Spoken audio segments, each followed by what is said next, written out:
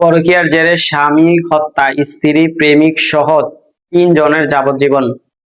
ঝিনাইদহের হরিণাকুণ্ডে পরকীয়ার প্রেমের জেরে মকবুল মল্লিক নামের এক ব্যক্তির হত্যার দায়ে স্ত্রী ও তার প্রেমিক সহ ৩ জনকে আসামিকে যাবজ্জীবন কারাদণ্ড দিয়েছেন আদালত।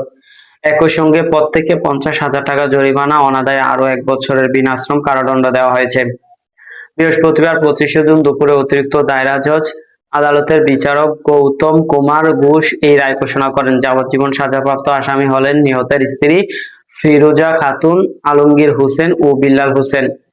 মামলার সূত্রে জানা যায় যে ২০১৭ সালের ৬ এপ্রিল রাতে বাড়ি থেকে নিখোঁজ হয় মকবুল মল্লিক। পরে ১৩ এপ্রিল হরিণাকুণ্ড থানার গোপীনাথপুর গ্রামের বাগমারা মাঠ থেকে তার মরদেহ উদ্ধার করে পুলিশ। এই ঘটনায় নিহতের মা আরজিনা বেগম বাদী হয়ে হরিণাকুণ্ড থানায় একটি হত্যা মামলা দায়ের করেন। পরকীয়ার জেরে হত্যা হয়েছে বলে মর্মে এই মামলা দায়ের করেন। তদন্তে শেষে ২০১৮ সালের ৬ জুন আদালতে চার্জশিট দাখিল করেন পুলিশ।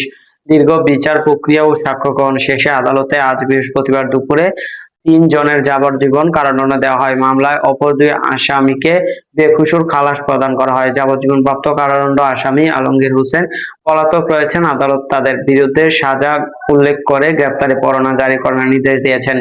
দর্শক, সাবস্ক্রাইব করবেন, লাইক করবেন, শেয়ার করবেন, কমেন্ট করতে